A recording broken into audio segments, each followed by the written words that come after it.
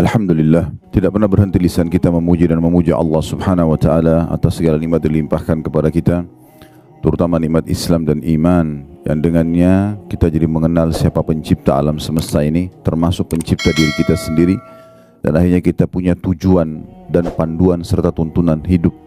Jadi kita jadi tahu mana yang boleh yang kita kerjakan, mana yang tidak boleh, mana yang bisa kita nikmati, mana yang tidak bisa kita nikmati.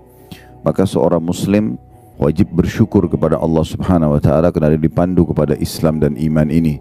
Selain daripada itu juga cukup banyak nikmat lain dari makanan, minuman, pakaian, udara dan segala macam hal yang nikmat Allah tidak terhingga lagi. Semuanya Allah memerintahkan kita untuk menikmati dan bersyukur kepadanya, dan Allah menjadikan kalimat syukur dua susunan kata ini, Alhamdulillah. Maka jadilah sosok muslim yang selalu saja mengucapkan dua susunan kata ini. Selanjutnya kita panjatkan salam hormat kita kepada utusan Allah Nabi besar Muhammad sallallahu alaihi wa ala alihi wa sahbihi wasallam, sebagaimana Allah telah perintahkan kita untuk mengucapkan salam hormat kepada beliau, dan juga tentunya berharap balasan yang telah Allah janjikan, yaitu mengucapkan satu kali salam hormat akan dibalas oleh Allah Subhanahu wa taala dengan 10 rahmat, dan rahmat Allah meliputi segala sesuatunya, pengampunan dosa, peninggian derajat, pemenuhan kebutuhan dan solusi dari permasalahan-permasalahan hidup. Hari ini kita ada kajian buku kecil, judulnya 10 penyebab lapangnya dada atau lapangnya hati tepatnya. 10 penyebab lapangnya hati seseorang. Buku ini kita sudah berada, dan pada hari ini pada poin yang ke-10 yang terakhir insyaAllah yang akan kita bahas. Dan sebelumnya kita mengingatkan kembali kalau memang ada hadis Nabi SAW, dalam jasad manusia ada segumpal darah. Kalau dia baik, maka akan baik seluruh aktivitas orang tersebut. Dan juga jasadnya sendiri juga akan baik, sehat. Dan kalau dia rusak, maka rusaklah semuanya. Kata Nabi SAW, itulah hati manusia. Maka dalam buku ini disebutkan tentang masalah bagaimana menghindari penyebab penyakit-penyakit hati yang berbahaya, yang akhirnya membuat hati itu tidak sehat. Nanti akan kita rincikan masalah itu insyaAllah. Dan sudah kita bahas materi pertamanya adalah mentauhidkan Allah Subhanahu wa taala. Bagaimana seseorang hanya yakin tidak ada pencipta, tidak ada pemilik, tidak ada penguasa, tidak ada raja yang sebenarnya di alam semesta ini kecuali Allah. Dengan pondasi dasarnya kalimat la ilaha illallah, tentunya la ma'budu bihaqqin illallah, tidak ada Tuhan yang berhak disembah kecuali Allah, sesuai dengan makna hakikinya. Maksudnya benar-benar bukan hanya ucapan lisan, tapi akalnya memikirkan, hatinya merenungi, dan anggota tubuhnya mengaplikasikan ketaatan kepada Sang Pencipta Allah. Kemudian yang kedua, yang pernah dibahas dulu ya, ini sudah saya cuma reviewkan daftar isinya saja, berprasangka baik kepada Allah. Ini salah satu yang melapangkan dada seseorang, karena apapun takdir Allah Subhanahu wa taala pasti terjadi dengan hikmahnya. Kita suka atau tidak suka. Misalnya sehat, kita suka. Sakit, kita nggak suka. Tapi kita selalu bersangka baik kepada Allah Subhanahu wa taala. Allah tidak datangkan penyakit tersebut kecuali dengan hikmah-hikmahnya, dengan tujuan-tujuan yang baik. Karena kalau orang itu, salah satu hikmahnya, kalau orang sehat terus tidak pernah sakit, maka dia tidak akan tahu nilai kesehatan itu. Tapi dengan adanya sakit, dia jadi tahu, oh ternyata kalau saya sehat dulu itu besar sekali nikmatnya. Ternyata setelah saya sakit ini, saya baru tahu nilainya. Contoh misalnya, orang mungkin tidak terlalu melihat nilainya minuman atau air dingin. Tapi pada saat dia sakit, dia meriang, kemudian di depan dia ada orang yang minum air dingin yang biasanya mungkin dia bisa minum di saat dia sehat. Dia baru tahu betapa besarnya nilai air dingin tersebut dan betapa nikmatnya dia kalau mengkonsumsi itu misalnya. Dan ini ditarik dalam setiap masalah dalam kehidupan kita tentunya. Allah Subhanahu wa taala menakdirkan ujian-ujian kayak penyakit, Allah takdirkan gangguan orang, Allah takdirkan adanya peperangan, Allah takdirkan segala macam itu. Tugas seorang muslim kalau ingin hatinya bersih, maka dia bersangka baik. Pasti terjadi dengan hikmah Allah Subhanahu wa taala. Bahkan yang terjadi di Palestina pun sekarang, walaupun hati kita rasanya tersayat-sayat dengan kejadian ini, tapi seorang mukmin yang hatinya dipenuhi dengan ilmu dan iman sangat yakin pasti ada satu rahasia yang Allah inginkan bagi orang-orang itu. Di antaranya yang paling nyata kalau seseorang sudah belajar agama adalah Allah memilih mereka menjadi para syuhada. Masalah prosesi kematian sebagai orang yang di medan perang, semuanya memang pasti serem. Hamzah ditusuk, dadanya dilempar tombak, kemudian dimutilasi, dipotong hidungnya, ya, kemudian dibelah dadanya, dicoba dikeluarkan jantungnya. Itu pemandangan yang luar biasa dari paman Nabi SAW. Waktu Nabi lihat, Nabi sempat meneteskan mata, menangis waktu lihat di kancah peperangan. Tetapi Nabi SAW pada saat itu menerima wahyu langsung, dan beliau sampaikan kepada para sahabat, kalau aku diperlihatkan Hamzah di saat ini sedang bertelekan di dipan-dipannya di surga. Artinya kondisi fisik itu bukan menjadi tolok ukur orang ini menderita atau tidak. Mungkin di mata kita yang masih hidup menderita, tapi secara teori agama tidak. Memang begitu prosesinya orang kalau mati syahid, gitu kan. Makanya umumnya hadis-hadis Nabi SAW menyebutkan tentang mati syahid itu, nanti dari tubuh dia yang keluar darah itu akan mengeluarkan bau yang lebih wangi dari kasturi nanti pada hari kiamat. Keluar dari darahnya itu sendiri. Dan itu yang akan membuat para syuhada bangga. Makanya kata Nabi SAW, tidak ada satu orang pun yang masuk ke surga berharap kembali ke dunia kecuali para syahid, dengan tujuan agar mereka merasakan lagi prosesi kematian itu. Jadi prosesi dipenggal lehernya, prosesi ditusuk, begitu dalam hadis. Kalau Bapak Ibu kembali kepada hadis-hadis, semuanya membahas masalah itu. Jadi semua itu subhanallah dengan hikmah-hikmah Allah subhanahu wa ta'ala, ya. Dan dengan itu ternyata hanya sedikit, ya, sakit itu semua, ya, yang kena bom, yang dipenggal lehernya, yang hanya kena luka kecil kemudian dia mati, akhirnya terbunuh mati syahid juga. Semuanya kata Nabi SAW, orang yang mati syahid tidak merasakan sakit mati itu kecuali seperti cubitan saja. Jadi tidak ada sesuatu yang berbahaya bagi mereka kecuali hanya di kasat mata manusia saja sebagai ujian dari Allah SWT. Siapa yang orang ingin itu? Kata Nabi SAW dalam sebuah hadis, sesungguhnya manusia yang terbaik adalah manusia yang selalu hatinya terpaut ingin mati di jalan Allah Subhanahu wa ta'ala, dimanapun dia mendengarkan berita yang menakutkan atau mengejutkan, maka dia segera memegang tali kekangan kudanya dan dia mengejar tempat tersebut, berharap dia terbunuh atau dia mati di jalan Allah Subhanahu wa ta'ala. Karena memang harus melalui proses seperti itu.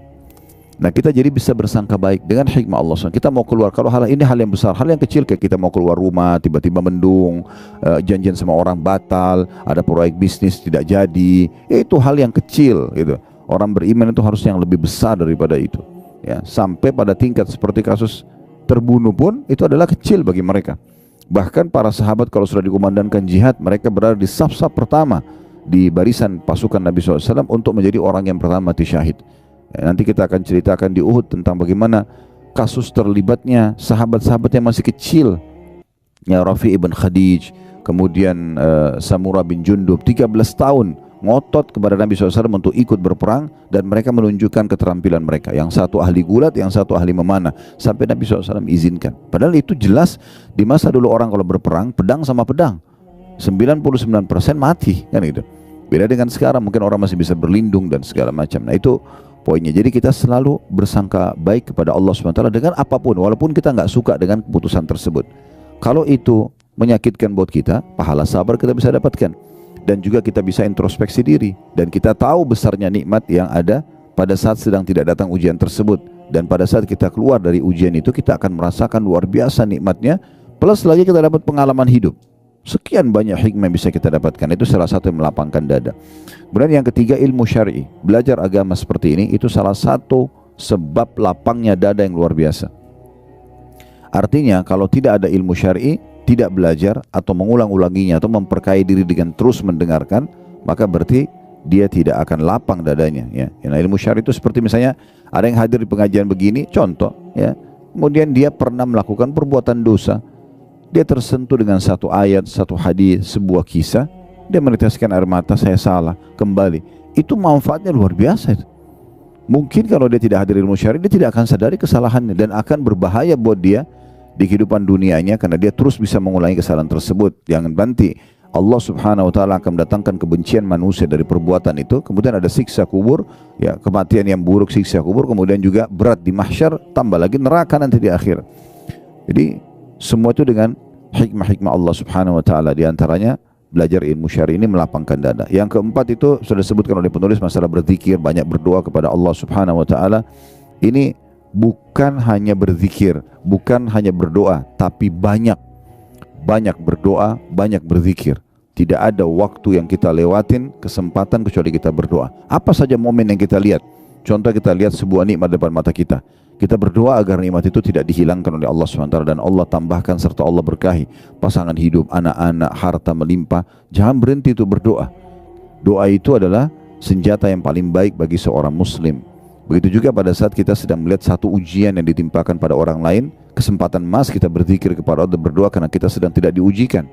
Dan juga kita berharap Allah SWT tidak timpakan kepada kita. Dan sekian banyak bahasan sudah disinggung pada saat itu. Nanti Bapak Ibu jemaah haji terus secara khusus yang belum mengikutinya bisa melihat di playlist YouTube insya-Allah ya. Kemudian yang selanjutnya ada yang kelima adalah bersegera meninggalkan segala macam maksiat dan muhasabah untuk introspeksi diri. Kalau ada pelanggaran-pelanggaran agama itu pasti akan menyempitkan dada. Berarti kalau ada poin itu harus segera meninggalkannya. Dan setiap maksiat sekecil apapun sampai sebesar apapun sangat ya relevan atau sangat dekat sekali dengan hukuman dari Allah Subhanahu wa taala. Yang keenam itu adalah senantiasa melaksanakan kewajiban-kewajiban, mengemas sebaik mungkin kewajiban yang Allah berikan. Jadi jangan sampai kita sholat malam yang kalau kita ibaratkan supaya mudah difahami, dia ikan teri ya, membuat ikan paus sholat subuhnya lewat ya. Sementara yang ini yang wajib, harusnya dia lebih khusyuk, dia lebih tepat waktu, dia lebih perhatian dengan yang wajib-wajibnya. Begitu juga dengan puasa Ramadannya, begitu juga dengan zakatnya dibandingkan sedekahnya, hajinya dibandingkan umrohnya. Semua ini adalah hal yang harus dia fokus dan itu sudah juga panjang lebar dijelaskan. Yang ketujuh, bergaul dengan orang-orang saleh. Ini juga sudah jelaskan, nanti akan kita singgung lagi karena di poin ke-10 nanti ada singgungan masalah ini. Yang kedelapan, membaca Al-Quran dan rutin membacanya sehingga menjadi tak sahabatnya atau memang bacaan rutinnya ya. Ngerti tidak ngerti. Dan di saat itu kami sudah jelaskan tentang 4 hal yang merupakan hak Al-Quran, membacanya ngerti tidak ngerti dengan cara dari diurut dari Al-Fatihah, Al-Baqarah, Al-Imran, terus An-Nisa, Al-Ma'idah, Al-An'am sampai surah nomor 114 ya. Ulangi lagi, begitu terus. Yang kedua, tadabbur. Tadabbur itu berarti membaca hanya beberapa ayat saja dari surah-surah tertentu, tujuannya untuk merenungi makna-makna dan mengambil ilmu dan hikmahnya. Kita boleh dari surah yang kita menarik bagi kita, misalnya kita ingin tahu kenapa dalam Al-Quran ada nama-nama hewan, ada surah Al-Baqarah sapi betina, ada An-Naml semut, ada An-Nahl lebah gitu kan. Ini semua ada Al-Fil gajah. Kenapa Allah SWT menamakan ini? Lalu kita tadabburi, kita baca pendapat para ulama, kita baca terjemahannya, tafsirnya, sebab turunnya ayat itu kalau ada. Semua ini akan menambah kepada kita iman kepada Al-Quran. Yang ketiga, menghafalnya. Terus berusaha menambah hafalan demi hafalan, pelan-pelan, dan semoga saja sebelum meninggal Allah SWT bisa sempurnakan dengan lengkap 30 juz ya. Jangan selalu mengkat diri kita mengatakan, oh saya kayaknya udah gak mampu, saya sudah berumur, ini terlalu berat 30 juz. Jangan lihat 30 juznya, mulai saja menghafal dan usahakan. Kalau tidak bisa sepekan sekali bertambah hafalannya atau setiap hari bertambah hafalannya, maka sepekan sekali. Kalau nggak bisa sebulan sekali, kalau nggak bisa setahun sekali, bertambah satu surah pendek, beberapa ayat Al-Quran gitu kan. Yang penting menghafal, karena derajat di surga nanti itu akan diraih dengan sangat mudah bagi para penghafal Al-Quran. Karena kata Nabi SAW, nanti para penghafal Al-Quran akan dikatakan pada hari kiamat, bacalah sebagaimana kau baca di dunia, sesungguhnya kedudukanmu adalah tempat akhir ayat yang kamu baca. Sebagian ulama mengatakan tangga-tangga surga untuk mencapai derajat tertinggi itu sejumlah ayat-ayat Al-Quran. Sehingga kalau dia baca satu ayat diangkat satu tangga. Begitu terus sampai dia tiba di tempat tertinggi. Yang keempat, yang terakhir, mengamalkan isinya.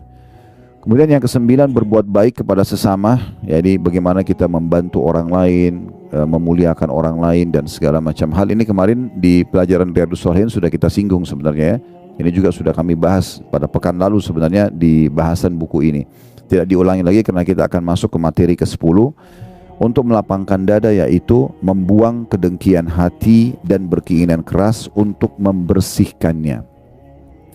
Nah, kita akan bicara di poin ke-10 ini penyakit-penyakit hati ya. Jadi hati itu punya penyakit-penyakit. Ulama membagi hati Bapak Ibu sekalian menjadi 3 bagian. Ada hati yang paling sehat ya.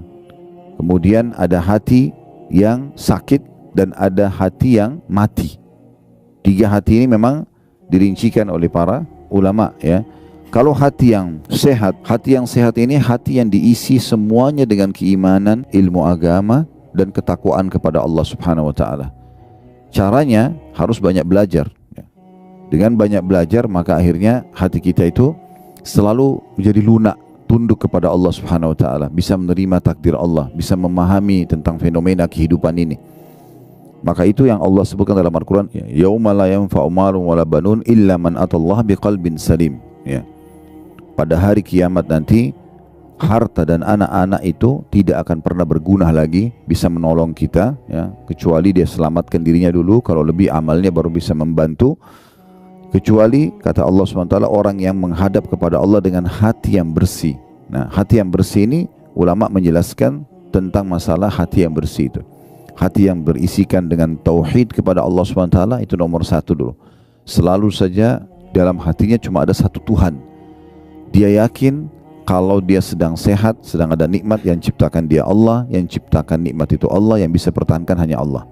Kalau sedang ada ujian, dia sakit misalnya, atau ada gangguan, dia yakin yang ciptakan dia Allah, yang ciptakan masalah itu Allah, yang bisa memberikan solusi hanya Allah. Sehingga hatinya penuh dengan ketakwaan kepada Allah SWT dan dia tauhidkan hatinya. Ya kayak ini butuh banyak sekali belajar agama dan berharap agar Allah Subhanahu wa taala menambahkan keimanan dalam hatinya.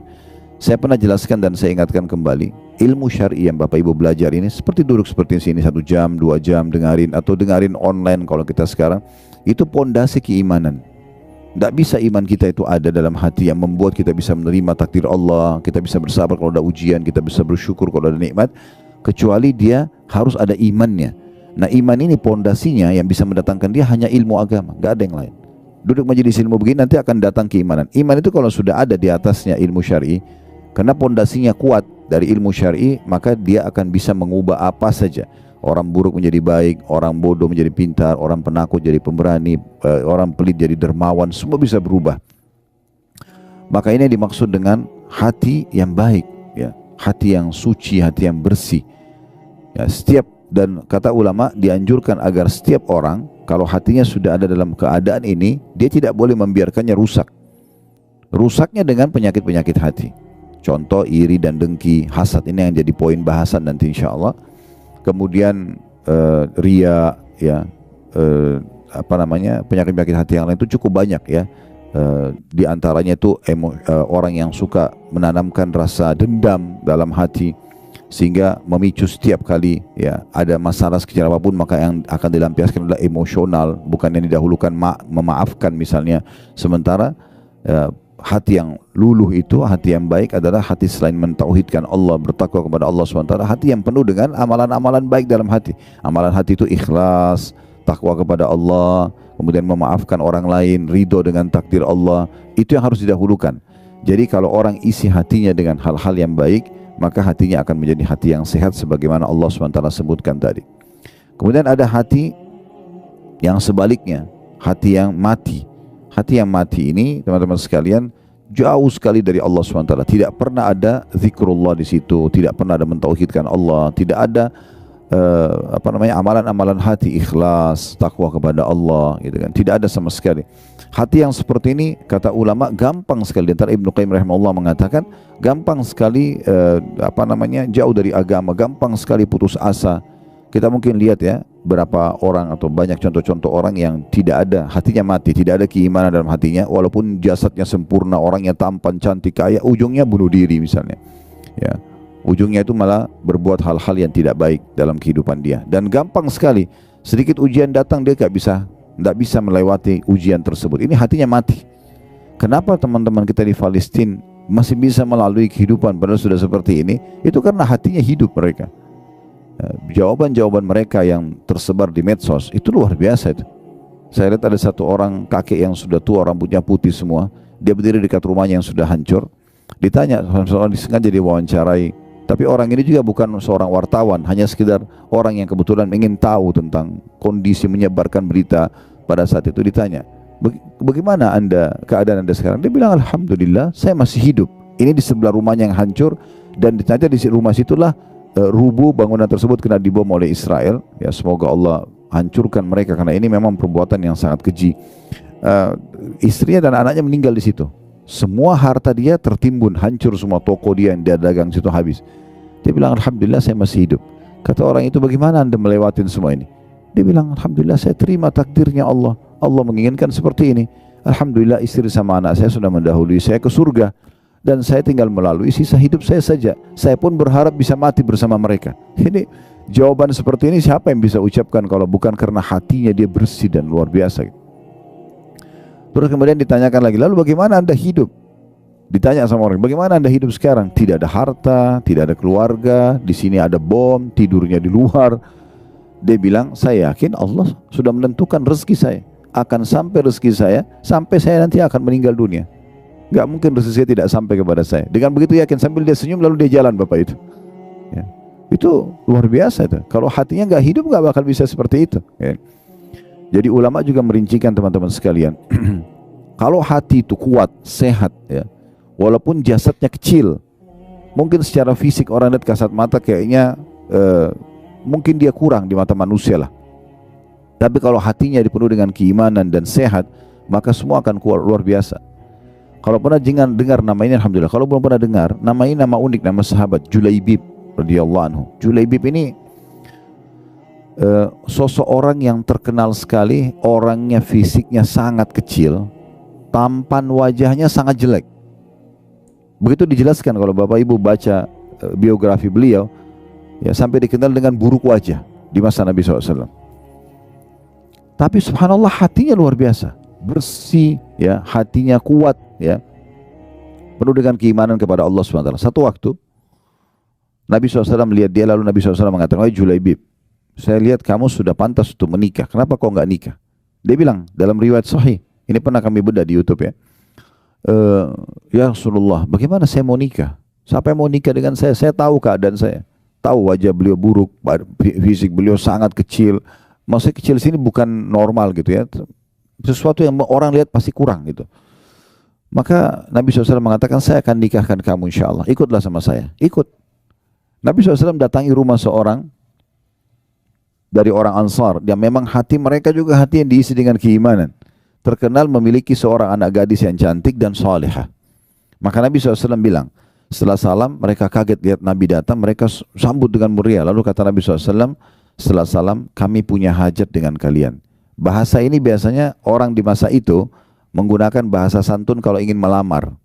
Kami punya hajat dengan kalian, maksudnya kami ingin menikah gitu. Mereka dengan sangat gembira, selamat datang ya Rasulullah, karena mereka pikir Rasulullah akan nikah dengan anak mereka. Kata Nabi SAW, bukan buat saya, tapi buat Julaibib. Begitu menyebut Julaibib, oh Julaibib terkenal di Madinah, ya, tampangnya buruk segala macam. Maka mereka mengatakan, kalau Julaibib kami akan tanya anak kami dulu, karena anak perempuannya lagi ada di dalam. Subhanallah, anak perempuan ini dengar. Maka dari belakang dinding kamarnya, perempuan itu, anak perempuan mengatakan, wahai ayah dan ibuku, apakah kalian berani untuk menolak lamaran Nabi SAW? Ini lamaran Nabi. Terima lamaran dan nikahkan saya sama Julaibib yang telah Nabi pilih. Maka dinikahkan. Subhanallah, perempuan ini sempurna secara fisik, nikah sama orang yang kurang. Apa yang terjadi? Baru berapa bulan saja, berapa waktu mereka berjalan menikah, terjadi perang Uhud. Kemudian setelah itu, ya, Julaibib terbunuh mati syahid. Waktu ditemukan di medan perang, Julaibib itu orangnya sangat kecil fisiknya, tapi ditemukan dia mati syahid. Di sebelahnya ada 7 atau 8 orang kafir Quraisy yang terbunuh di tangan dia. Jadi bukan masalah fisik yang kuat, yang besar saja. Kalau tidak diikuti dengan hati yang sehat, nggak bisa. Tapi kalau hati yang sehat itu luar biasa. Dia bisa menguatkan orang, bisa melalui permasalahan-permasalahan hidup dengan mudah, bisa bersyukur dengan luar biasa gitu. Itu semua karena hati yang hidup. Berapa banyak orang teman-teman sekalian hanya dengan mendapatkan air dingin saja dia bisa meneteskan air mata karena lunak hatinya. Hatinya sehat. Tahu kalau ini nikmat besar. Apalagi kalau sudah nikmat-nikmat yang besar, dia bisa biologis yang halal, dia punya anak-anak, dia punya pekerjaan namanya harum. Oh, ini luar biasa, ya. Nikmat yang luar biasa yang harusnya bisa kita tahu. Nah, kalau hati yang mati lawannya semua. Tidak ada rasa syukur, tidak ada isinya keimanan. Ya, banyak kasus orang bunuh diri, banyak kasus orang walaupun sudah kaya raya masih mencuri, walaupun ini dan itu, tidak ada rasa syukurnya kepada Allah SWT. Semuanya serba kurang. Kemudian yang ketiga kata ulama adalah hati yang sakit. Hati yang sakit ini hati yang ada bibit keimanan, tetapi dia campurkan dengan penyakit-penyakit hati. Nah, kalau orang seperti ini harus segera dia taubat kepada Allah SWT dan dia bersihkan hatinya dengan banyak beribadah kepada Allah SWT sehingga keimanan memenuhi hatinya dan akhirnya mengeluarkan semua penyakit-penyakit hati tersebut. Jadi misalnya dia sholat, iya, dia puasa, iya, dia kerjakan ketaatan, tapi sisi lain dia masih iri pada orang, dia masih suka dendam sama orang, dia masih suka mencari-cari kesalahan orang lain, masih berat untuk memaafkan dan seterusnya. Ini semua adalah hati-hati yang harusnya diobati tentunya. Hati-hati yang harus diobati. Baik teman-teman sekalian, kita akan masuk ke poin bahasan kita tentang masalah hasad. Salah satu penyakit hati ini adalah hasad, iri, ya. Nah, ini yang akan membuat dada itu sempit. Maksudnya adalah hasad itu tidak bisa melihat satu kelebihan pada orang kecuali dia cemburu. Kenapa orang ini begitu? Kenapa dia tampan, kenapa dia cantik, kenapa dia pintar, kenapa dia kaya, kenapa ini, kenapa itu, kenapa dia nikah sama itu, kenapa dia punya anak sekian orang, kenapa anaknya bisa lulus, kenapa. Semuanya pertanyaan kenapanya adalah iri melihat keadaan orang. Dan ini penyakit hati yang luar biasa. Ya. Ini dalam Islam dilarang. Karena Nabi SAW menyebutkan dalam sebuah hadis, yang ini diangkat oleh Imam Madzhabi rahimahullah, dimasukkan dalam hal kategori dosa besar. Ya, hati-hati kalian dengan hasad, iri yang seperti ini, karena dia akan memakan pahala kalian, amal soleh kalian sebagaimana api membakar kayu bakar. Jadi pelan-pelan akan hilang. Kenapa hilang? Karena kalau kita hasad pada orang, kita berharap nikmat itu hilang dari dia. Maka dengan itu secara otomatis kita sudah mempersiapkan amal kita untuk dibayar kepada dia. Dan itu berapa banyak orang yang akhirnya tidak bisa tenang hidupnya karena semuanya penuh dengan iri dan dengki. Ya, nah ini yang dilarang oleh ulama. Menurut jumhur ulama, bahwasanya hasad yang haram ini itu adalah iri yang diikuti dengan berharap hilangnya nikmat dari orang lain. Nikmat ini bisa berupa harta, kedudukan, ilmu, kelebihan fisik, keturunan, atau apa saja di sekitarnya. Dan ini disebutkan oleh Syekh Utsaimin rahimahullah dalam buku beliau Syarah Al-Arba'in An-Nawawiyah. Ya, ini di halaman 368. Dan jumhur ulama juga menukil atau mengungkapkan tentang masalah hasad itu seperti apa. Di antaranya ada salah satu ulama yang bernama Syekh Mustafa Al-Adawi. Hafizahullah, beliau mengatakan al-hasadu huwa tamanna zawal ni'ami an sahibiha. Hasad itu yang dilarang adalah karena seseorang menginginkan hilangnya nikmat yang ada pada orang lain. Dia selalu merasa cemburu kenapa orang itu diberikan, kenapa saya tidak diberikan, kenapa dia menikah sama orang itu, kenapa bukan sama saya, kenapa orang itu punya anak sekian, kenapa saya tidak, kenapa orang itu punya jabatan itu, kenapa saya tidak, dan seterusnya. Dan dia berharap nikmat itu hilang dari dia. Jadi misalnya kalau orang itu sakit kah, dipecat di jabatannya kah, dia gembira sekali. Nah seperti itulah. Dan ini yang dimaksudkan dengan penyakit hati yang berbahaya sekali, karena pasti dia akan menyempitkan dada di saat orang itu tidak hilang nikmat darinya. Misalnya orang itu tetap malah ketampanannya, kecantikannya tetap terjaga, hartanya tetap terjaga, jabatannya, maka dia akan terus dongkol ya hatinya karena memang tidak bisa menerima kejadian tersebut. Kemudian Ibnu Taimiyah juga mengatakan al-hasadu huwal bughdu wal qarahatu lima yarahu min husni halil mahsud. Hasad adalah membenci dan tidak suka terhadap keadaan baik yang ada pada orang yang dihasati. Ya. Itu kurang lebih gambaran ulama tentang definisi hasad itu sendiri. Dan larangan hasad cukup banyak. Dari dalilnya berhubungan dengan masalah ini tidak dibolehkan.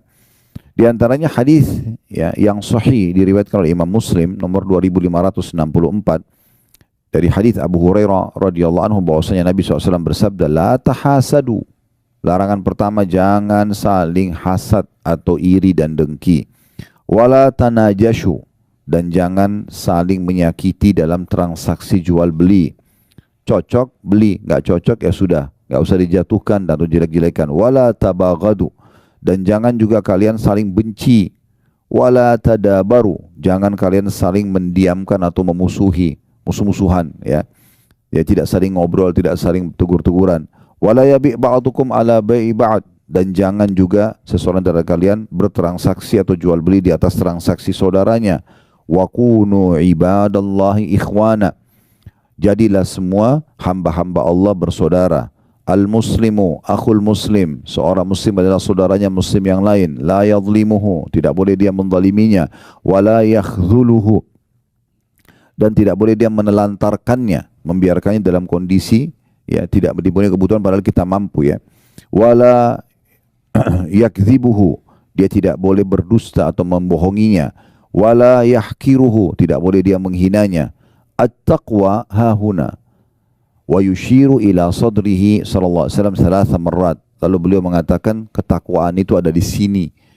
Untuk menerima perintah yang saya sampaikan ini, pesan yang saya sampaikan ini dari Allah, kata Nabi SAW, ada harus diikuti dengan ketakwaan dan itu ada di sini. Beliau berikan isyarat di hatinya atau di jantungnya.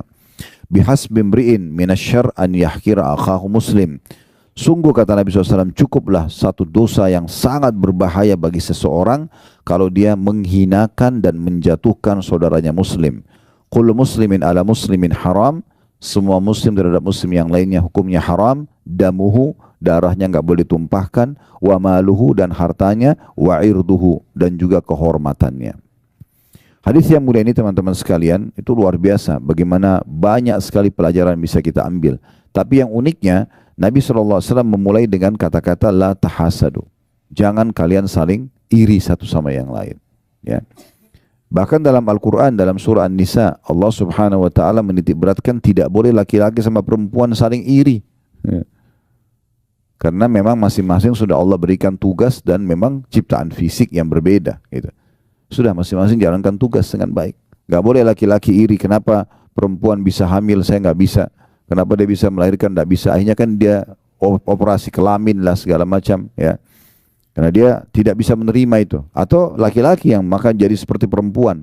Maka dalam hadis Allah Subhanahu Wa Taala melaknat laki-laki yang menyerupai perempuan, perempuan yang menyerupai laki-laki misalnya.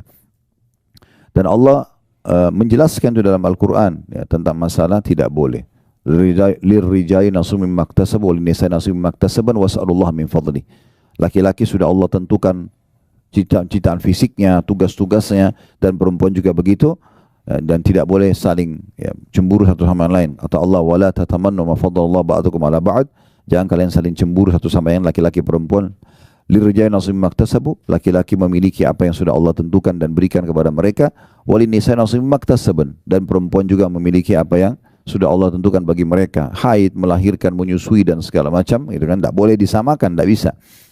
Was'alullah min fadlan, mintalah kepada Allah karuniahnya. Mintalah kepada Allah karuniahnya. Jadi tidak mungkin bisa disamakan. Pernah ada datang seorang wanita di masjid Nabi SAW dan mengatakan, ya Rasulullah, saya utusan semua wanita di Madinah. Punya pertanyaan, bisa saya bertanya? Kata Nabi SAW, silahkan. Lalu kata perempuan tersebut, kalian kaum laki-laki, sholat berjamaah di masjid. Perempuan sholatnya di rumah. Boleh ke masjid, tapi beda sama laki-laki. Laki-laki memang pendapat jumhur ulama mewajibkan malah. Dengan segala keutamaannya.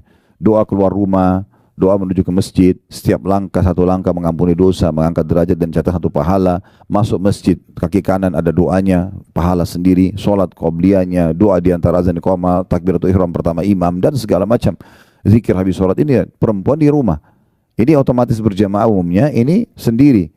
Kalian sholat berjamaah, kalian mengantar jenazah. Ya.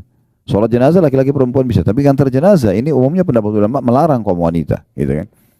Kecuali darurat sekali. Dan itu diberikan kriteria oleh Imam Qurtubi rahimahullah dengan dia tidak menjembatkan fitnah bagi orang yang mengantar jenazah. Bukan anak muda, anak-anak ABG yang bisa bercanda-bercanda lagi mengantar jenazah. Akhirnya hikmah mengantar jenazah hilang. Orang takut terhadap kematian segala macam. Dia intinya tidak disarankan wanita untuk mengantar jenazah. Sementara kata Nabi SAW apa? Kalau kalian sholat di jenazah dapat 1 kirot. Kalau mengantar jenazah sampai di makam 1 kirot. Berarti perempuan dapat 1 kirot. 1 gunung kena sholat, tapi tidak dapat 1 kirot yang lain mengantar jenazah. Laki-laki bisa. Ini kalian mengantar jenazah. Sudah ada perbedaan maksudnya. Kalian sholat di masjid, kalian mengantar jenazah, kalian mencari nafkah. Kata Nabi SAW, tidak ada seorang muslim yang keluar mencari nafkah tulus untuk keluarganya kecuali di jalan Allah. Pernah ada sahabat mikul barang sangat berat dan sambil keringatan. Akhirnya ada beberapa sahabat yang lewat bersama Nabi SAW lalu mengatakan, ya Rasulullah, andai saja orang seperti ini dihitung di jalan Allah. Kesian banget gitu, keringatan, dia mikul barang berat. Kata Nabi SAW, siapa yang keluar mencari nafkah buat kedua orang tuanya, maka dia di jalan Allah. Siapa yang keluar untuk membiayai ya, keluarganya, istri dan anaknya, di jalan Allah. Siapa yang keluar untuk membiayai dirinya sendiri, dia juga di jalan Allah.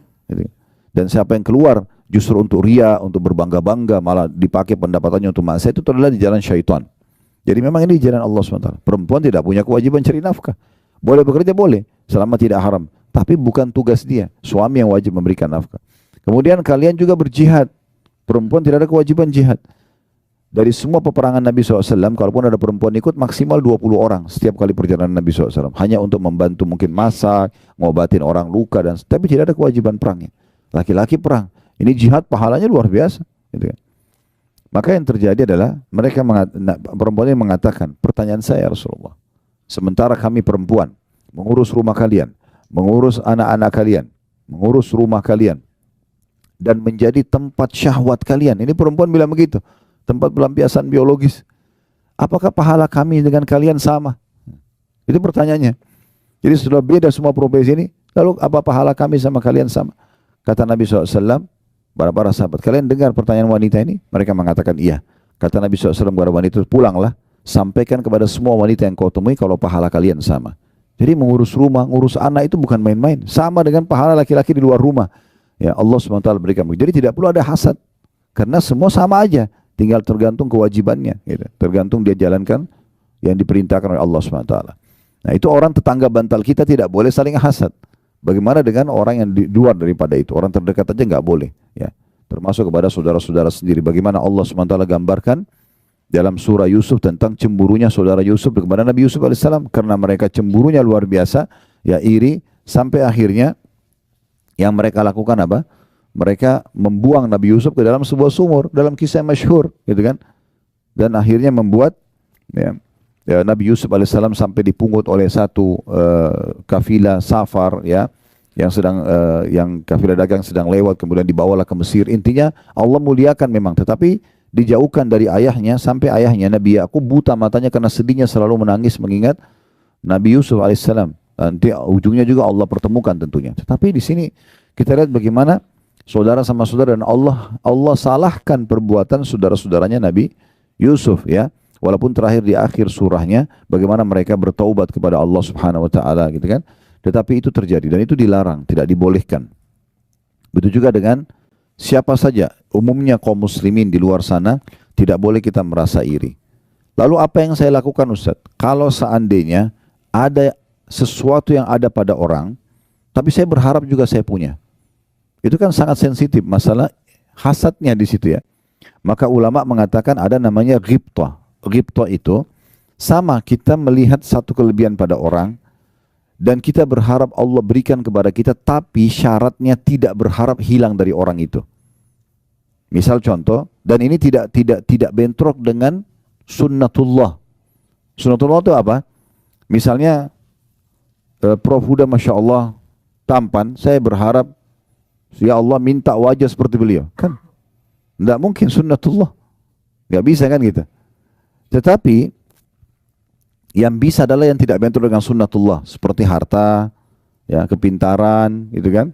Begitu keturunan yang mungkin lebih, ya, dan itu yang kira-kira tidak bentrok dengan sunnah, yang bisa kita dapatkan. Nah itu bisa ghibthah namanya. Ghibthah itu kita berharap agar diberikan juga kepada kita seperti orang itu, tapi ingat syaratnya tidak berharap hilang dari orang itu. Itu ghibthah. Itu yang sesuai dengan hadis Nabi SAW, la hasada illa fitnatain. Tidak ada hasad kecuali pada dua orang. Rajulun ata'allahu Qur'ana fa yutlu ana al-lail wa ala an-nahar. Seseorang yang Allah berikan Al-Quran lalu dia sibuk membaca di siang dan malam hari. Ya. Wa rajulun ata'allahu malan fa huwa yunfiku. Ya. Dan orang yang diberikan ana al-lail wa ana an-nahar, dia diberikan harta kemudian dia sibuk sedekahkan di siang dan di malam hari. Nah ini dua orang, au kama qala Nabi SAW, dua orang ini yang boleh kita merasa iri. Oh ternyata orang ini kaya raya tapi sibuk infak. Mungkin kita kaya tapi enggak berinfak, gitu kan? Atau kita belum punya harta tapi kita ingin seperti dia. Atau ada orang yang pintar sekali, dia mengajar sana sini, banyak prestasinya, buku-buku dia bestseller, apalah segala macam. Kita berharap bisa seperti dia. Maka itu semua tidak bentrok dengan sunnatullah dan tidak berharap hilang dari orang tersebut. Nah, orang hasad itu beda. Kalau tetangganya beli AC, dia yang kedinginan, nah itu hasad. Tetangganya beli mobil, dia dongkol, kenapa beli mobil baru? Begitu tetangganya mundur tabrak pagar, syukurin tuh. Nah, karena memang dia tidak suka itu kan. Tapi kalau orang yang ghibthah beda. Orang itu baru beli rumah baru. Oh Masya Allah, berkahi dia ya Allah. Dan berikan saya lebih baik dari dia. Atau sama dengan itu boleh. Itu gak masalah. Subhanallah, ada satu hal yang saya lihat dari teman-teman saya yang ada di sini di Saudi. Dan itu kayak sudah memasyarakat di sini. Kalau kita kayak cerita ini, saya kemarin baru misalnya seorang dokter buka klinik. Pertama ucapan mereka itu, Barakallahu fiik, semoga Allah berkahi, semoga Allah begini, semoga Allah kembangkan. Begitu. Karena mereka faham hadis Nabi SAW, tidak ada seorang muslim yang mendoakan muslim yang lain kecuali malaikat di atas kepalanya mengatakan walaka mithluhu walaka mithluh. Kau akan dapat yang sama, kau akan dapat yang sama. Jadi sebenarnya kita kalau doakan, kalau ada misalnya ada orang kaya nih, ada orang sukses, kita bilang doakan supaya dia lebih sukses. Mungkin kita akan bertanya untuk apa? Sudah sukses. Sebenarnya doa yang kita panjatkan, semoga Allah berkahi dia ya Allah, semoga apalah langgengkan hubungan rumah tangganya, semoga ini dan itu sebenarnya kita sedang doakan diri kita sendiri. Dan kita akan mendapatkan sesuai dengan doa kita. Tapi kalau sebaliknya kita mengatakan, ya Allah hilangkan nikmat itu dari dia. Sebenarnya malaikat juga mengatakan, kau akan dapat yang sama. Doa kita kepada Allah untuk orang itu belum tentu diterima, tapi doa malaikat untuk kita diterima sama Allah SWT. Nah ini kita harus memahami baik-baik tentang masalah hasad itu. Jadi tidak dibolehkan sama sekali. Ya, kita harus hati-hati sekali. Ya. Kemudian Nabi SAW juga mengatakan tentang masalah wala tanajashu. Dan jangan kalian saling menyakiti dalam transaksi jual beli. Ini juga sama nih penyakit hati kadang-kadang. Ada orang nih contohnya yang di poin ini, dia mau beli satu produk, dia sudah suka produk itu sebenarnya. Dan dia tahu sebenarnya kalau dia beli, ya, itu udah cukup. Nanti kalau dia seorang pedagang, dia beli harga 100.000 rupiah. Dia udah tahu sebenarnya, orang ini pun mungkin sudah ada keuntungan, tapi dia tahu dia bisa jual 200.000, dia bisa jual 500.000. Tapi karena hatinya nggak bersih, dia berharap memeras orang itu sampai pokoknya maksimal. Kalau perlu untungnya sekecil mungkin dan dia akan ambil keuntungan sebesar mungkin. Ini tidak ada dalam orang yang hatinya bersih gitu. Udah kita beli produk, kita merasa cocok, kita tahu kita bisa ambil keuntungan, udah berikan saja, kasih saja. Biarkan Allah yubarik lahu, Allah berkahi dia. Kenapa kita harus iri orang yang akan dapat keuntungan berapa? Apalagi sampai telusuri berapa dia dapat keuntungan. Dia harusnya tidak boleh begitu dan begitu. Untuk apa? Biarkan saja. Allah sudah tentukan rezeki kan gitu. Kita tinggal mengatur dan kita punya hak untuk negosiasi, tapi yang masuk akal. Nah itu yang dimaksud di sini, jangan tanajashu. Kemudian yang ketiga, wala tabagadu, jangan saling benci. Dilarang oleh Nabi SAW. Bagaimana kalau orang sudah terlanjur berbuat keburukan kepada kita? Ingat, bab benci ini Bapak Ibu sekalian hanya dibolehkan kalau perbuatan orang salah dalam pandangan agama dan yang sedang kita benci perbuatannya, bukan fisiknya. Jangan pernah benci fisik seseorang. Yang kita benci itu adalah perbuatannya. Misalnya ada orang menggibah kita, memfitnah kita misalnya, mengambil barang kita, yang sedang kita benci perbuatannya. Jangan fisiknya, karena dia bisa saja taubat seketika. Atau satu waktu dia taubat.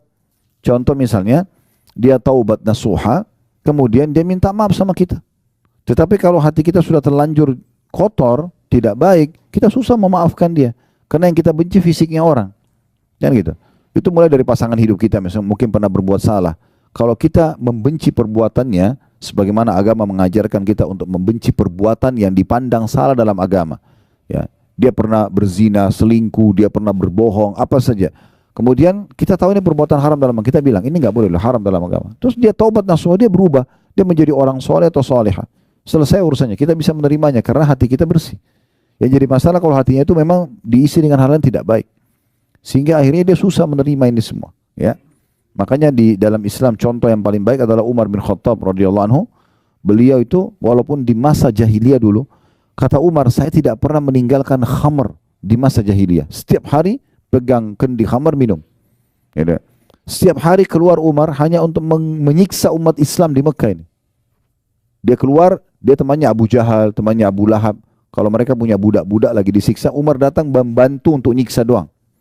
Dan Umar itu radhiyallahu anhu sebelum masuk Islam, dia kalau sudah siksa dari pagi, macam-macam disiksa orang itu sampai menjelang sore sudah capek dia. Dia bilang, saya tinggalkan kamu bukan karena kasihan ya, besok saya kembali.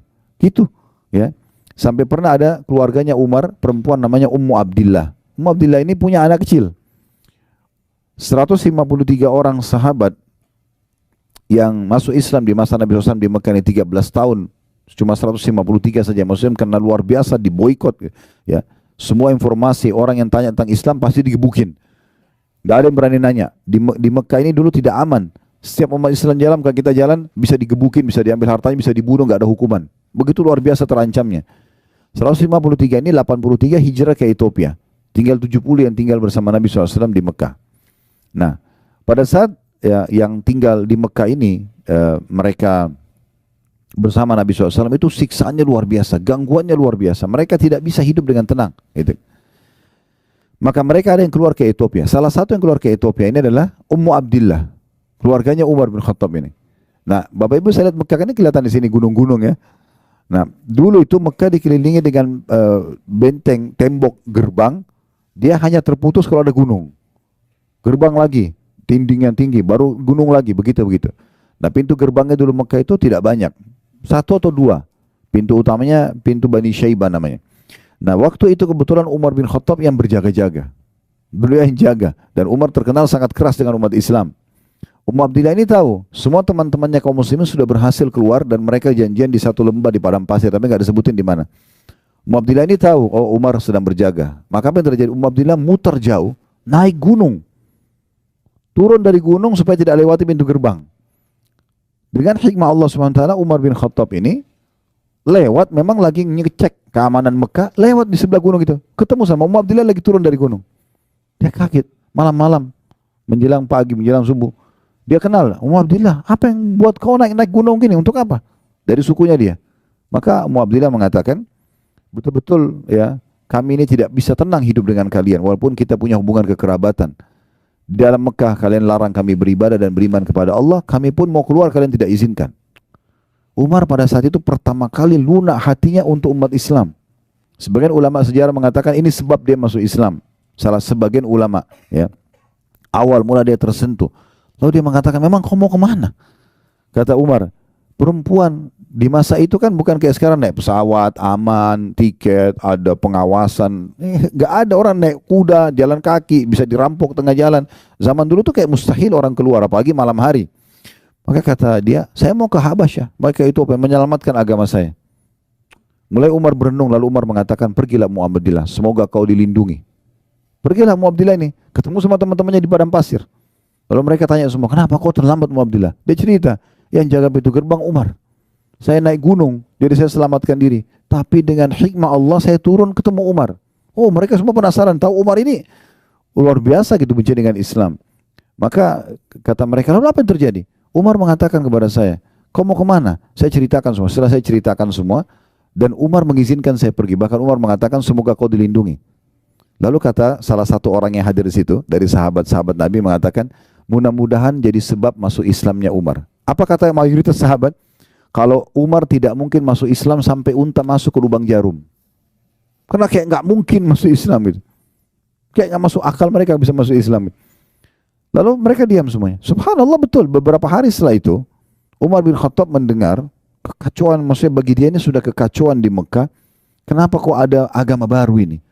Sehingga membuat suami istri bisa berpisah, keluarga sama keluarga berpisah. Yang satu beriman pada risalah Nabi SAW, yang satu tetap menyembah berhala. Dia keluar nenteng pedang, saya mau bunuh Muhammad sekarang. Gitu niatnya keluar. Di tengah jalan dia ketemu dengan satu orang sahabat. Lihat, di Mekah ini dulu terkenal Bapak Ibu sekalian, Umar itu kalau sudah pegang pedang, berarti dia mau bunuh orang. Udah, dan kalau dia sudah keluar, dia mati atau orang itu mati. Begitu prinsipnya. Jadi sangat tegas. Maka orang ini lihat, ditanya, hai Umar mau kemana? Dia bilang, saya mau membunuh Muhammad. Karena orang ini takut nanti dia datang bunuh Nabi. Maka Nabi itu ada di pinggiran kota Madinah, itu di rumahnya Darul Arqam ya. Satu sahabat yang umurnya cuma 16 tahun, tapi Masya Allah dia siapin rumahnya untuk menampung dakwah Nabi SAW. Yang jelas waktu itu, dia mau alihkan, lalu dia mengatakan, kenapa kau cari Muhammad? Tapi dia sembunyikan keislamannya. Sementara adikmu sendiri perempuan, adik Umar bernama Fatimah, sudah masuk Islam, masuk agama Muhammad. Umar tambah marah. Apa benar? Dia datang ke rumah adiknya. Rupanya adiknya lagi belajar Al-Quran sama suaminya dan terdengar suara. Diketuk pintu, terlat dibuka, didobrak pintu sama dia. Dia masuk. Apa yang kamu baca tadi? Dan seterusnya. Dia marah-marah. Akhirnya dia mau ambil Quran itu, adiknya tahan. Maka dipukul, dia pukul adiknya. Ya, dalam beberapa riwayat sejarah dikatakan dia pukul dan akhirnya adiknya jatuh. Suaminya, si adiknya ini, suaminya Fatimah atau adik iparnya dia mau membantu tapi dipukul juga. Mereka tidak berani sama Umar. Melihat kejadian tersebut, Umar tersentuh. Ini agama apa kalian ini? Kenapa kok sampai begini kalian belahnya gitu? Maka Umar bilang, tolong kasih kepada saya mau baca. Kata adiknya, tidak bisa, kau kafir najis. Kalau kau sudah mandi baru saya kasih. Begitu dalam buku sejarah. Maka Umar mandi, lalu kemudian dia buka, dia baca surah Toha, surah nomor 20 dalam Al-Quran. Beberapa ayat pertama. kurang lebih maknanya kami turunkan Al-Quran bukan untuk membuatmu sedih hai Muhammad. Kemudian ada cerita Nabi Musa alaihissalam, isinya luar biasa dan dia ngerti dalam bahasa dia, tersentuh hatinya. Lalu Umar mulai, yang tadinya badannya sangat ditinggikan, orang yang kekar dan orang yang pemberani, tiba-tiba ditunjukin iparnya, lihat ini kayaknya ada perubahan dengan baca Quran. Maka tiba-tiba dia mengatakan, tolong tunjukkan di mana Muhammad. Lalu dipandulah sampai ketemu dengan Nabi SAW. Waktu dari jauh dia datang, dia masih pakai baju perangnya, dia masih pegang pedangnya. Maka sahabat yang lihat dari lantai 2-nya rumahnya Arqam ini, ya, melihat Umar datang. Semua sahabat ketakutan. Maka kata Hamzah itu, ya Rasulullah, saya yang hadapi dia. Ya, ada apa-apa? Mereka tidak tahu kalau mau masuk Islam. Ya, kata Nabi SAW tidak. Hamzah masuklah ke dalam kamar. Nanti saya yang hadapi. Begitu dibuka pintu, Umar tundukin kepala yang lihat Nabi SAW, lalu kemudian dipanggil oleh Nabi, lalu Nabi pegang pundaknya dan digoyang dengan keras sambil mengatakan, hai Umar, belum tibakah saatnya kau tunduk dengan agama Allah? Maka Umar tundukin kepala 2-3 kali sampai akhirnya beliau masuk Islam. Tapi yang jadi saksi bahasan kita teman-teman, Umar bin Khattab kalau kita mau benci fisiknya, ya itu sudah tidak ada orang yang suka sama dia. Semua hal yang dilakukan keburukan pada masa itu, ya, apalagi untuk umat Islam. Tapi subhanallah, apa kata para sahabat? Kami merasa termuliakan setelah masuk Islamnya Umar. Dan Nabi SAW berdoa, ya Allah muliakanlah Islam dengan salah satu dari 2 Umar. Umar bin Khattab dan Amr bin Hisham. Ini Abu Jahal. Abu Jahal ini julukannya namanya dia Amr bin Hisham. Karena 2 orang ini pemimpin Mekah dan kalau ambil satu keputusan dia nggak mau mundur. Pokoknya dia jalan aja, punya prinsip. Nah gitu. Tapi luar biasa, bagaimana kita ambil pelajaran teman-teman, kita tidak melihat fisik orang, tapi kita sedang melihat perbuatan salahnya. Kalau ini kita lakukan, hati kita bisa bersih. Ya. Tapi kapan kita benci fisiknya, ini menjadi masalah. Ya. Dan kita sulit sekali memaafkan orang. Kenapa banyak orang susah memaafkan orang? Karena dia benci fisiknya. Ya. Ini saya kasih contoh yang lain supaya mudah difahami. Kita kasih contoh di makanan misalnya. Ya. Kalau teman-teman satu waktu makan ikan, amis ikannya. Yang kita benci apanya? Ikan atau amisnya? Nah banyak orang tidak, ikannya yang dia benci. Sehingga dia tidak mau makan ikan. Dia pikir semua ikan amis. Benar nggak? Sekarang antum makan jeruk. Jeruknya asam. Yang kita tidak suka apanya? Nah banyak orang tidak begitu. Dia benci jeruknya. Ya. Jadi yang dia benci fisiknya ini yang salah. Sehingga akhirnya membuat dia tidak mau sama sekali makan lagi itu. Tidak mau lagi, tidak mau. Ada orang begitu. Pernikahan. Rusak pernikahannya. Yang dia benci ya pernikahannya. Keliru. Masalah kan ada permasalahan dengan sifatnya pasangan dia. Belum tentu semua orang sama. Saya berapa kali nasihatin orang begitu, dia berumah sudah janda atau duda, datang konsultasi dengan keluarga mereka, kemudian minta saran, ini soalnya tidak mau menikah lagi. Ada yang sampai 10 tahun, ada yang sampai sekian lama.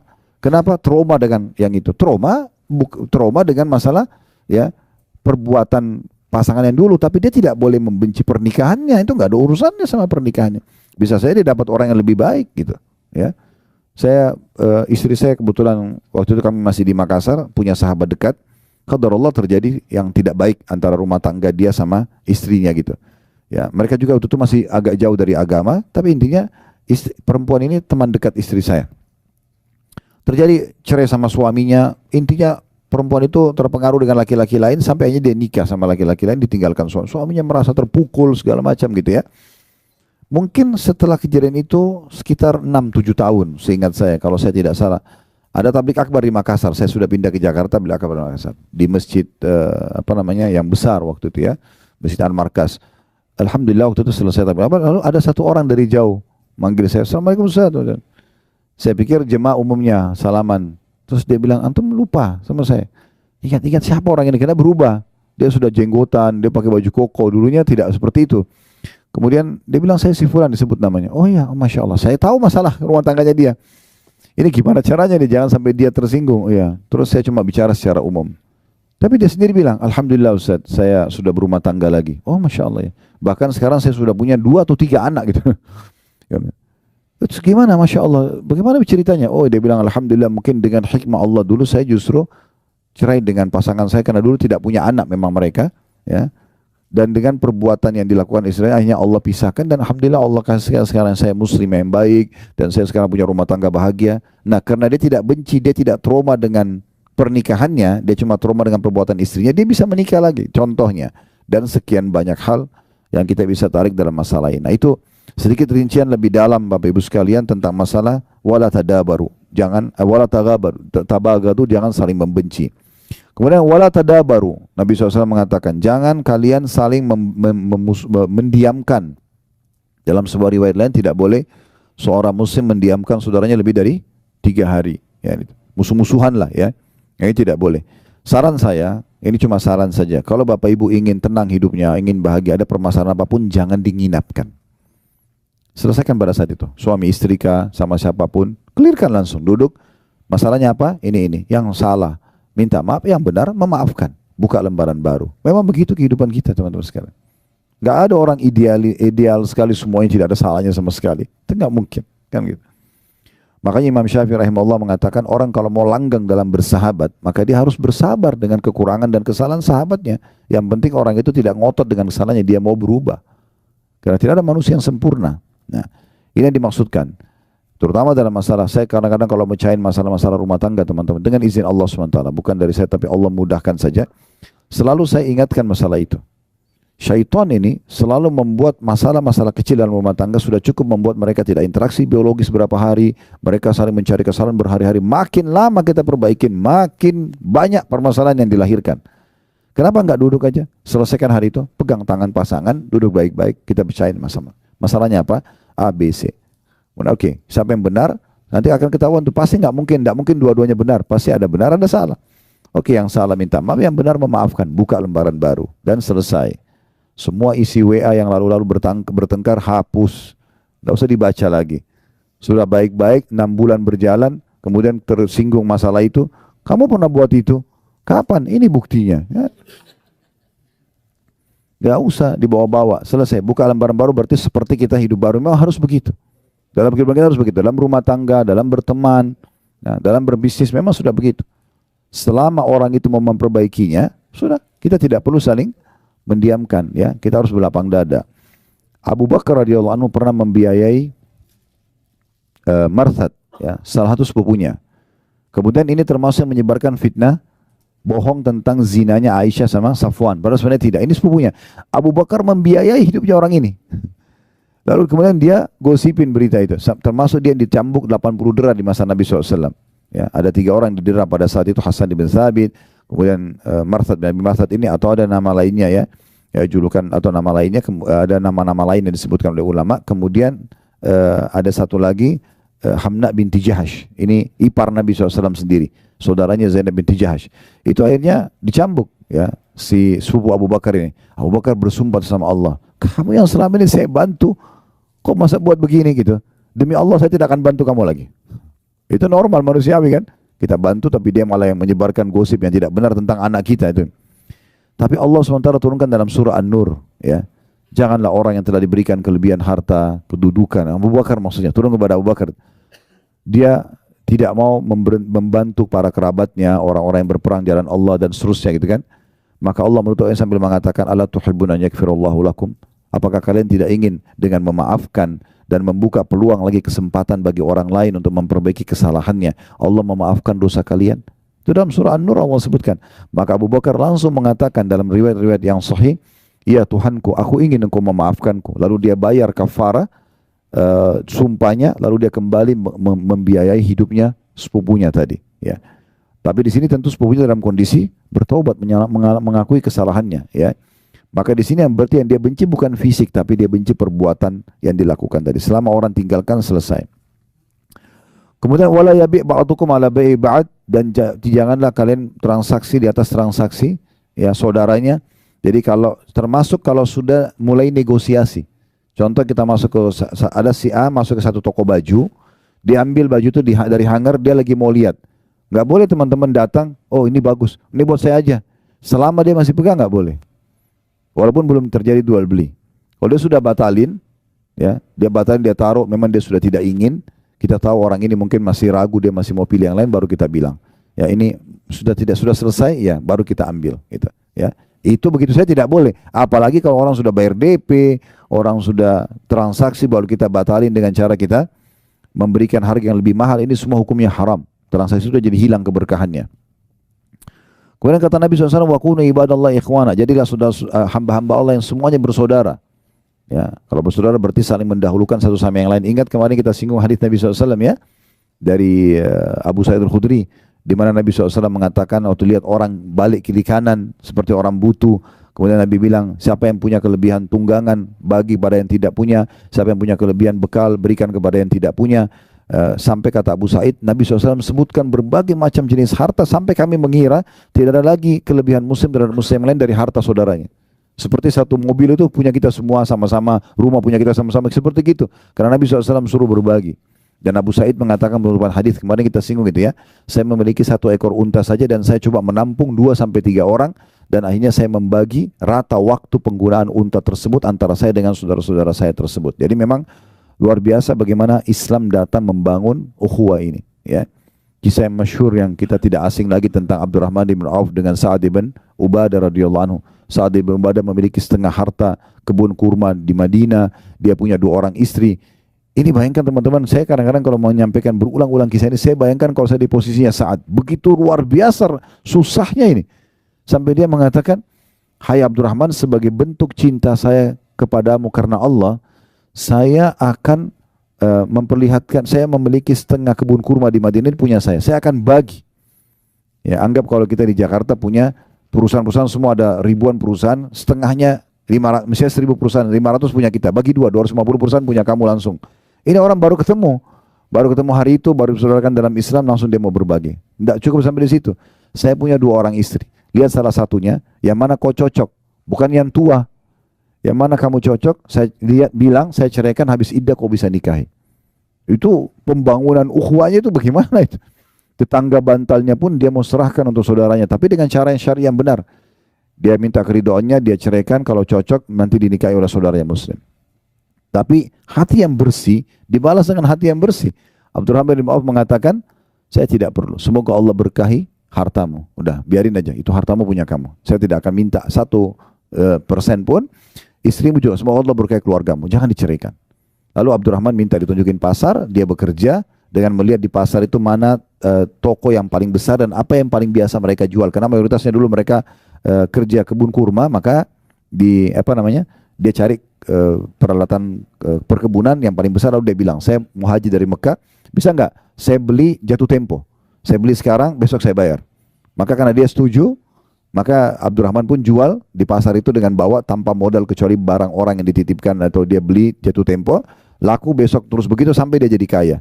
Sekitar beberapa waktu setelah itu dia datang ke masjid Nabi SAW pakai baju baru dan kelihatan seperti pengantin. Orang pengantin itu berubah penampilannya segala macam. Kata Nabi SAW sambil senyum, ada apa wahai Abdurrahman? Sepertinya ada perubahan. Dia mengatakan, Rasulullah, saya sudah menikah sama seorang wanita Ansar. Kata Nabi SAW, apa yang kau jadikan sebagai maharmu? Dia bilang, emas seperti biji kurma. Ya. Maka Nabi SAW mengatakan, kalau gitu iklankan walaupun dengan seekor domba saja. Tapi di sini kita bisa lihat bagaimana jenis-jenis hati yang luar biasa dan persaudaraan yang dijalin dalam Islam. Kemudian kata Nabi SAW, al-muslim akhul muslim, muslim adalah saudara muslim yang lain, la yadhlimuhu, tidak boleh dia menzaliminya. Zalim ini berarti tidak memberikan hak atau mengambil yang bukan hak kita. Tidak boleh sama sekali. Kemudian wala yakhzuluhu, tidak boleh dia menelantarkannya, membiarkan dia dalam kondisi dia sakit, dia butuh. Sudahlah itu urusan dia. Enggak bisa begitu. Walaupun kita tidak kenal.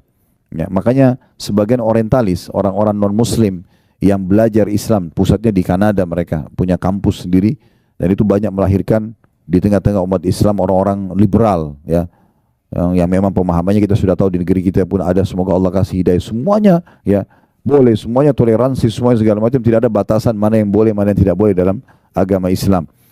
Nah, mereka itu ada di antara tokoh-tokohnya yang mengatakan yang sangat luar biasa dari Islam setelah mereka pelajari, ya, itu adalah mereka akan langsung saling mengakui bersaudara walaupun baru ketemu, hanya mengatakan nama anda siapa, agamanya apa. Begitu dia bilang Muslim, selesai. Seperti sudah terangkat semua batas di antara mereka. Langsung ngobrol masalah Al-Quran, masalah hadis, masalah halal haram, bisa saling bersedekah, saling bantu. Itu tidak terjadi pada komunitas lain. Jadi memang sudah seperti itu orang Muslim, dia tidak akan telantarkan saudaranya. Wala yakdzibuhu, tidak boleh dia mendustakannya. Ya, apa yang disampaikan kita iakan kecuali betul dia terbukti dusta. Ya. Kemudian juga wala yahkiruhu, tidak boleh dia menghinanya. Ya, sama dengan cara apapun, misalnya menghina secara fisik, mencibirnya, ya, mempraktek baik dengan lisan ataupun dengan praktek tubuh ya. Kalau teman-teman pernah, tentu saya yakin kita hafal semua surah Al-Humazah ya. Allah SWT berfirman di ayat pertamanya, wailun likulli humazatin lumazah. Kecelakaan, kebinasaan, kehancuran, siksa di lembah neraka, itu namanya wail. Kalau Bapak Ibu baca wail seperti wailun lil mutaffifin, ya, wailun likulli humazatin lumazah, ini wail dalam bahasa Arab bisa berarti kecelakaan, kehinaan, siksaan di lembah di api neraka gitu kan. Ini semua maknanya sama. Untuk semua lumazah dan humazah, dua kelompok. Siapa mereka? Lumazah itu yang menyebutkan aib orang lain dengan lisannya. Itu lumazah. Yang humazah bedanya cuma pertama lam, yang kedua ha, ya. Lumazah sama humazah ya. Wailun likulli humazatin lumazah. Humazah yang pertama yang menceritakan aib orang lain dengan lisannya, dan lumazah pakai lam itu yang mencontohkan aib orang lain dengan fisiknya. Jadi temannya cadel dicontohin, temannya pincang dicontohin. Nah itu semua tidak boleh sama sekali. Itu namanya ihtikar, merendahkan, tidak boleh. Nah Nabi SAW mengatakan, kalau seseorang dari kalian melihat apa yang tidak ada pada dirinya, ada pada diri orang lain, misalnya orang lain pincang, orang lain tuli, orang lain cadel, apalah kekurangan fisik yang tidak ada pada kita, kata Nabi SAW, siapa yang lihat sesuatu kurang dari seseorang dan tidak ada padanya, dia membaca, Alhamdulillahilladzi afani mimma btala bihi. Segala puji dan puja kehadiran Allah yang telah menyelamatkan aku dari apa yang diujikan pada orang ini, wa faddalani ala katsirin mimma khalaqa tafdila, dan mendahulukan aku dengan kelebihan yang banyak, kelebihan yang banyak. Maka dengan doa ini kata Nabi SAW, maka pastikan Allah tidak akan menimpakan dia apa yang diujikan pada orang tersebut. Jadi kita begitu, bukan malah kita menghina-hinanya gitu. Kemudian kata Nabi SAW, at-taqwa hahuna, ketakwaan. Untuk menerima semua ini butuh ketakwaan, patuhan pada Allah ada di sini. Lalu beliau menunjuk dadanya 3 kali. Lalu beliau mengatakan, bihasbi imri'in min syarr an yahkira akhahu muslim. Sungguh dosa yang sangat berat seseorang itu menghina saudaranya muslim. Kullu muslim ala muslimin haram.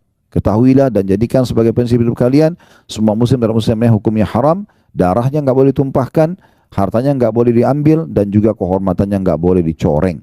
Kehormatannya nggak boleh dicoreng. Baik, ini gambaran tentang masalah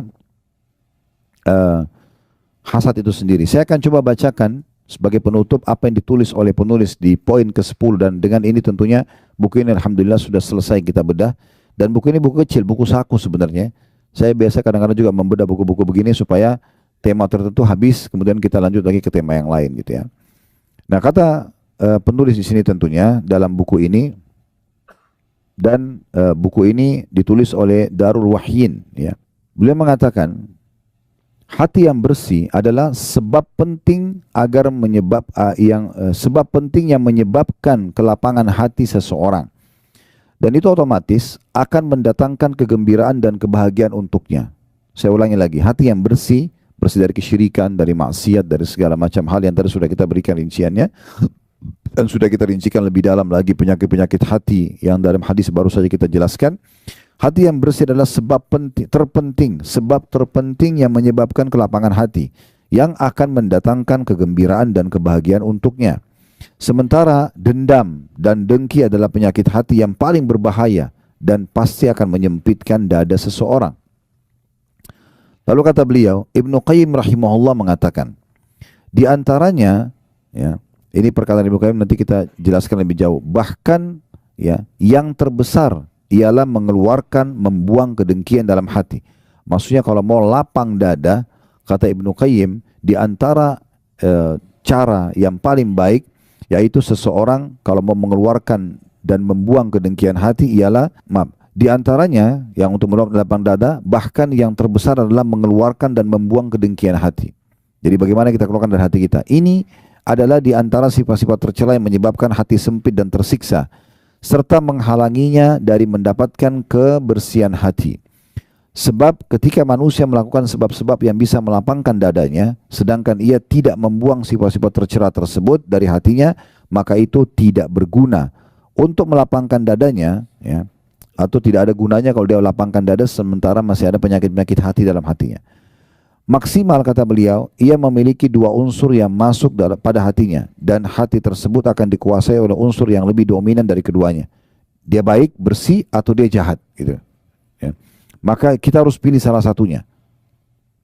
Karena itu hendaklah Anda, semoga Allah Subhanahu wa taala, ini kata Ibnu Qayyim ya, semoga Allah Subhanahu wa taala memelihara Anda, berkeinginan keras untuk membersihkan hati Anda dan menjauhkan dari segala yang dapat menyempitkannya. Tinggalkanlah permusuhan, kebencian, dan kedengkian kepada orang lain. Cintailah orang lain sebagaimana Anda mencintai diri Anda sendiri. Jadi kalau kita tidak ingin dihasati, tidak ingin diganggu, jangan juga lakukan pada orang lain. Sebagaimana kita suka dimuamalai, muamalailah orang lain dengan sama. Ini sejalan dengan firman Allah SWT dalam surah Ar-Rahman, hal jazaul ihsani illa al-ihsan. Semua kebaikan akan dibalas dengan kebaikan. Jadi secara rasional juga kita kalau tutur kata yang lembut, orang akan balas lembut. Ya, kita tatapan matanya syahdu, tangan kita dermawan, kita suka membantu, maka akan sama responnya dari orang lain gitu ya. Cintailah orang lain sebagaimana Anda mencintai diri Anda sendiri, niscaya Anda menjadi orang yang paling bahagia di dunia dan juga di akhirat. Lalu kemudian beliau mengatakan, semoga Allah Azza wa Jalla memberikan taufik kepada kita semua dan memberikan kebaikan dan kebahagiaan dunia dan akhirat. Lalu dengan itu penulis menutup bukunya dengan kalimat yang terakhir tadi. Intinya teman-teman sekalian dari bahasan kita, bagaimana seseorang membersihkan hatinya dari segala macam jenis hasad itu sendiri, dan sudah kita jelaskan bagaimana dia membersihkan hatinya, dan juga sudah kita jelaskan mana yang dibolehkan dalam Islam, ya, yaitu ghibthah tadi. Kita berharap nikmat yang ada pada diri orang selama tidak bentrok dengan sunnatullah bisa kita dapatkan, tapi dengan tidak hilang dari orang tersebut. Allahu a'lam.